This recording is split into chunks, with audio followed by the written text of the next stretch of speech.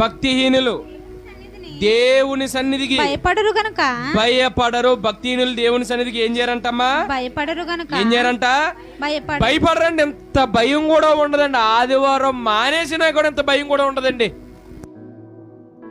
ఆదివారం మానేశారు. మానేస్తే పాస్టర్ గారు వెళ్ళి అమ్మా ఎందుకు మానేసావు ఆయన అడుగుతాడు. వీళ్ళు చెప్పరు. అమ్మో ఈరోజు దేవుని మందిరానికి మానేసేనే అని మనసు పీకుతుందండి. మీలో ఎంతమంది పీకుద్దు చెప్పండి? నిజంగానే ఎంతమంది పీకుద్దండి? నిజంగా ఆదివారం మానేస్తా ఒక ఒంట్లో పోగొక మానేశారు అనుకోండి, మనసు మీకు పీకుతుందంటే మీరు లైన్లోనే ఉన్నారు. పర్లేదులే ఈ వారం కాదు వచ్చే వారం అనుకున్నారా?